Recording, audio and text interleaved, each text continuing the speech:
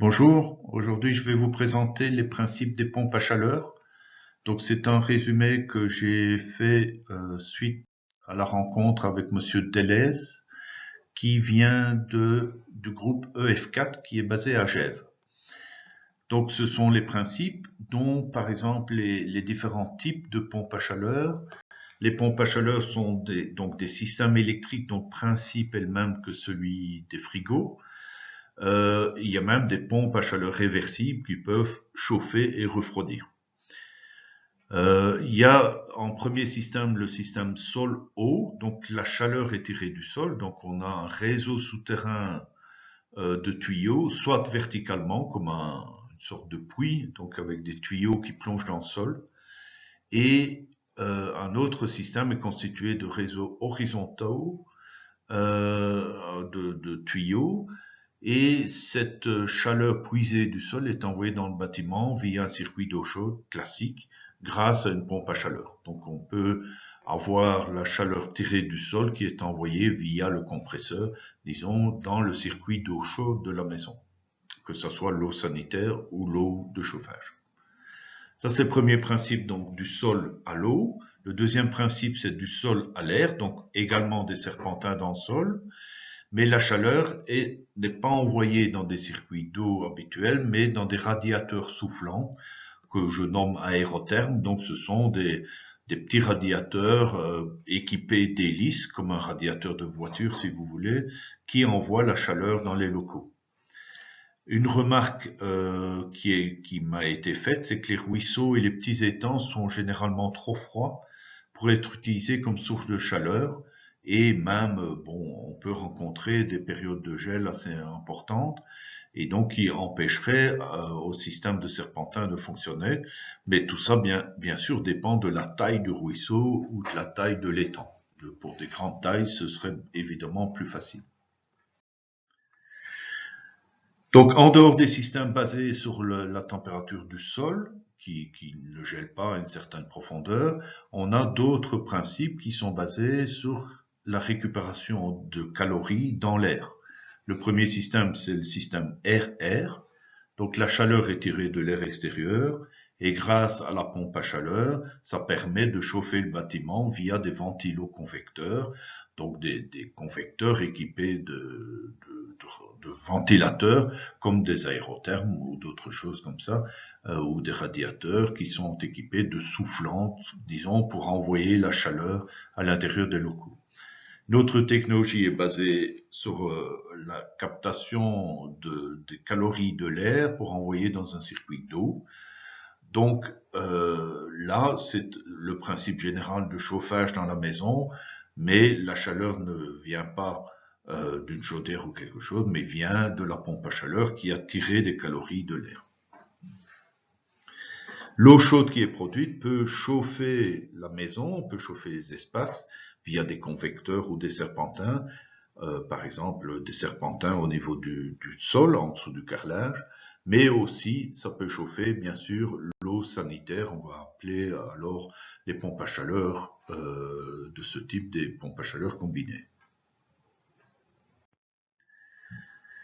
L'applicabilité des pompes à chaleur, c'est maintenant des technologies qui ont très bien évolué depuis les 20-30 dernières années, mais il faut toujours s'assurer de la bonne qualité de l'installateur et du matériel bien sûr, mais il faut demander qu'il y ait des installateurs qui ont été formés spécialement pour mettre ce type d'installation de pompe à chaleur, ce qui n'est pas toujours évident. Et il y a eu beaucoup de bricolage, et le dimensionnement doit être aussi fait correctement. Demandez-le, et quitte à le faire contrôler, par exemple par des facilitateurs ou des guichets énergie qui pourraient vous conseiller convenablement en sachant que eux-mêmes n'ont parfois pas toutes les compétences là-dedans, mais n'hésitez pas à demander des avis ou me contacter pour que je puisse vous mettre en contact avec des gens qui sont experts en la matière. Alors, les systèmes géothermiques, donc c'est les deux premiers systèmes que j'avais parlé. Donc là, on tire la chaleur du sol. Donc c'est des systèmes sol-eau, sol-air. Ils sont onéreux parce qu'il faut mettre des réseaux de tubes souterrains, mais bon, c'est qu'une fois sur la durée de vie de toute l'installation qui est plus ou moins de 20 années, enfin pour les serpentins. Donc on a un réseau de tubes souterrains. Il faut faire des analyses géologiques, bien sûr, voir si on n'est pas dans de la roche très dure, si on n'est pas dans des sables friables ou des choses comme ça, et les différentes autorisations qui sont nécessaires. Le sol doit être bon conducteur, voire inondé. Par exemple, en Hollande, on met pas mal de serpentins dans le sol, mais ils sont au niveau de l'eau, là où ça ne gèle jamais, et ça permet aussi, si l'eau circule un temps soit peu, de faire circuler aussi les calories. Alors, bien sûr, les systèmes peuvent se trouver au niveau de la nappe, dans des systèmes qu'on va appeler OO, par exemple. Il est à noter que les serpentins peuvent être prévus même en dessous des bâtiments, en tout cas quand on fait une nouvelle construction. Pour ces systèmes, disons, géothermiques, donc la chaleur tirée du sol, il faut des boucles de tuyaux. Par exemple, pour le système vertical, il faut atteindre plus de 80 mètres de tuyaux dans le sol. Et sinon, dans le système horizontal, il faut enterrer tout le réseau à peu près à 80 cm de profondeur. Et il faut compter une surface importante qui est de 2 fois la surface à chauffer. Donc si vous avez 200 mètres carrés à chauffer dans votre maison, vous avez 400 mètres carrés de serpentin dans votre jardin. Les images sont tirées d'un site internet, il y en a probablement d'autres, mais ce sont des schémas de principe. À gauche, vous voyez le système vertical et à droite le système horizontal géothermique. Enfin, les systèmes air-air, donc là, le système souffle de l'air chaud dans les bâtiments, ça peut être inconfortable. Donc quand vous avez des radiateurs qui soufflent dans la maison ou des aérothermes, ça peut donner une impression de froid, même si l'air est assez chaud. On a rarement l'impression d'avoir chaud parce que c'est pas une chaleur radiante, c'est une chaleur disons, convective qui donne souvent une impression d'inconfort. Mais dans des grands espaces comme par exemple des salles de sport, ça peut être très conseillé, même des églises. En tout cas, ça permet de mettre rapidement en température des grands locaux.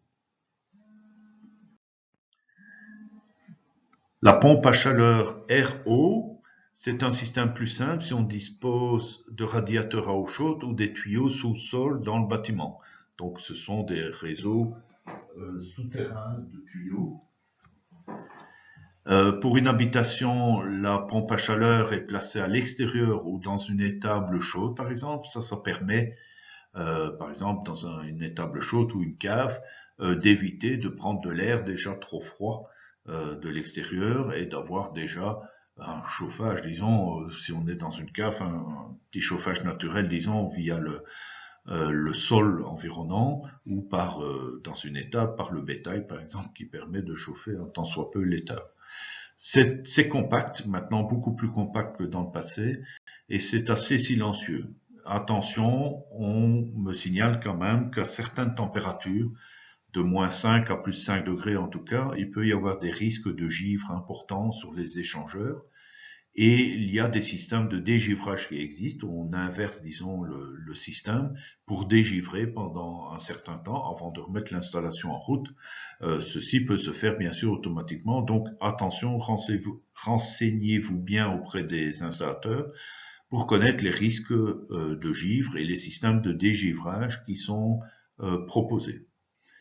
Vous voyez dans le système illustré à droite, une pompe à chaleur installée à l'extérieur, tandis qu'à gauche, vous avez un schéma avec la pompe à chaleur qui est mise dans la cave.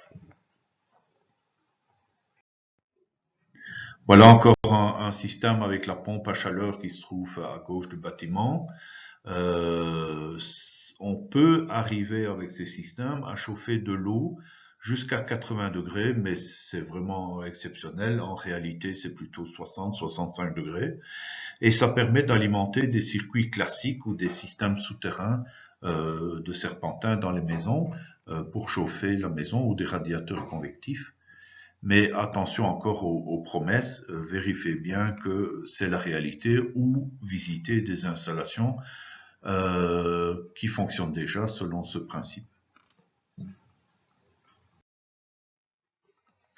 La durée de vie, on parle d'une durée de vie environ de 25 années.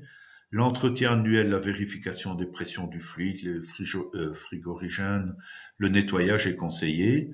Le coefficient de performance qu'on appelle le COP, par exemple de 4, montre qu'avec 1 kWh électrique, on peut produire 4 kWh de chaleur. Donc ça ne produit plus que ça ne consomme, vu que ça retire des calories venues de l'air ou de l'eau qui vont se refroidir avec la pompe à chaleur qui va bien sûr tirer des calories. Le coefficient donc de performance augmente lorsque les écarts de température intérieure et extérieure diminuent. Donc il faut éviter d'avoir des grands écarts intérieur-extérieur et en tout cas à l'intérieur avoir des bâtiments bien isolés pour éviter bien sûr des refroidissements trop importants des bâtiments. Les coefficients de performance pour les systèmes RO ou RR sont autour de 3, 2,8 à 3,5. Pour les systèmes géothermiques, on parle de performance plus importante de 3 à 4,5. Le CO2 produit est environ d'un facteur 2 à 3 par rapport au chauffage électrique ou à combustible fossile, donc on produit moins de gaz à effet de serre comme le CO2. La pompe à chaleur demande de l'électricité. Il faut bien être sûr que aussi le réseau d'alimentation du bâtiment le permet, parce que ce sont quand même des puissances assez importantes. L'électricité, bien sûr, peut venir du réseau, mais aussi, vous pouvez installer chez vous une installation photovoltaïque qui permettra d'approvisionner un tant soit peu votre pompe à chaleur. Donc c'est toujours très intéressant de combiner une installation solaire photovoltaïque avec une pompe à chaleur pour mieux rentabiliser l'installation. C'est rentable par rapport au chauffage à mazout si le système a bien été dimensionné et si on dispose d'un bâtiment bien isolé. Il faut voir les combinaisons possibles. Donc la pompe à chaleur peut être combinée avec d'autres technologies, comme par exemple une chaudière à plaquettes, des poêles à bois, etc.